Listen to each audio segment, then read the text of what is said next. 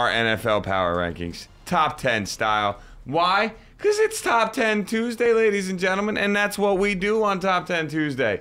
We have ourselves some fun, we do a top 10 list, and then we hit you with our top 10 power rankings. So I hope you're all with us. I just sent out the tweet to the world. So, you know, it's time to get into it. It's time to do it. Now, last week, I think me and Erich agreed on every team in the top 10. The only thing that we didn't agree on were the flopping of Atlanta and Houston and the flopping of Denver and Green Bay. I think I might have one team in here that's different than yours because it's one team that hasn't made my top 10 this year. I actually have a brand new team in my top 10 this year as well. Stop it. My number 10 Does it 10 begin spot. with a C and end with an Alt? No. So close, though. So close. I have them. Look, I did honorable mentions because this was the hardest, probably the hardest 10 spot I've ever had to fill. So I'll give you the three teams that didn't make it, and by then you'll pretty much figure out who I probably did put there.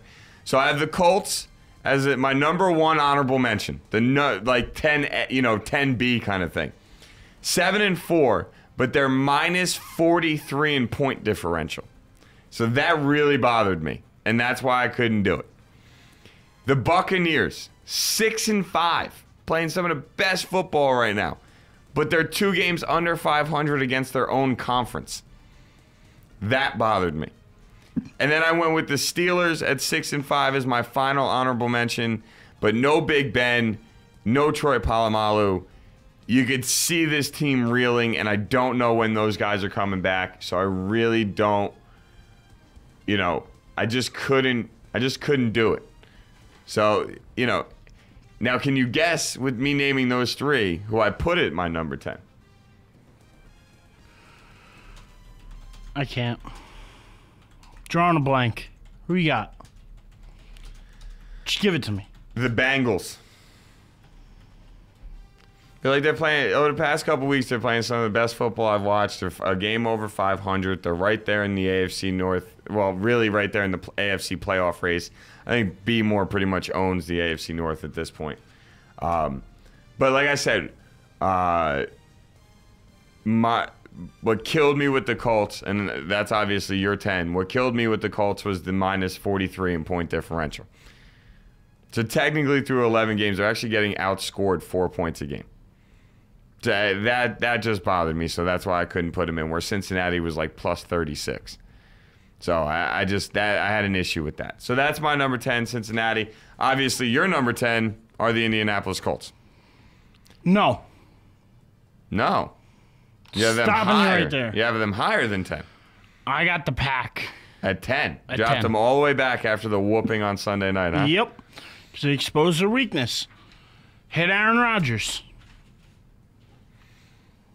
Fair enough. I moved them back, too. They're my 9. I mean, I dropped them back 3 spots. I got the Colts at 9. Okay. Yeah. 7-4. In a position nobody thought they'd be in. Andrew Luck has done what RG3 and Cam Newton hoped they would do for their team. Yeah. Well, he just shows that he is a more NFL-ready quarterback. To me, as spectacular games as RG3 has had, his team still has a losing record. Andrew Luck carries that entire team. He is as good as you could have asked for, as good as advertised. Number 1 overall pick. I got the Colts, number 9. Okay. I got Pack at number 9. And I have the G-Men up to 8. I moved them up a spot. But I look at the teams I have ahead of them, and I'm just like, I don't see them beating them. So I have the G-Men at 8. But I think the Giants could beat them. If I had to pick, I don't see it happening right now. So I got the G-Men at 8, which I am very hesitant on. You know what I mean? Like, I see every reason why after Sunday night's performance, I could see why people would want to put them higher. But in the last month of football, I got them just that much higher. Well, I mean, in the last month of football, they're 1-2 with a bye. That, you know what I mean? So it's hard for me to put them higher than teams that in the last 4 weeks are 4-0, 3-1. So I got the G-Men at 8. Who's your 8? I got the Broncos at 8. Okay. Are your G-Men 7? G-Men are 7. I got the Broncos at 7. See? So there's the way we work. We're right there. Number 6, who you got? I think you're splitting hairs though, real quick. Not to get off move but too that's far why away from it. That's why I don't want to like beat it up, and I'm not going to beat you up. Oh, the Giants are you're one spot behind mine. Exactly. Yeah. I'm not going to beat you up over it. It's exactly. We got 6. I put the Pats at 6. We got the same thing. All right. Who's your 5? Bears. Same thing. Ravens. Same thing. 49ers. Same thing. Texans. Same thing. Falcons. Same thing.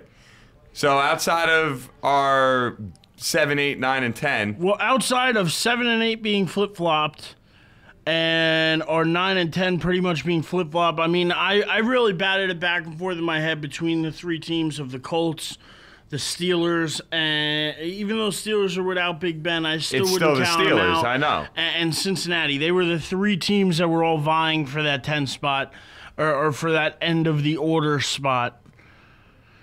I just gave it to the Colts just because of what they've been unexpectedly been able to do as far as turning this ball club around. Now, how much does the blown call in the game on Thanksgiving against Detroit affect you putting Houston at 2 instead of 1? Because that was really what did. Because last week, you remember, I had Houston at 1 and Atlanta at 2. And I made that switch because to me, I had the other way, and I couldn't leapfrog them after a call to like me, that. Houston loses that game if it's not for that one play. And they still got to go to overtime for it.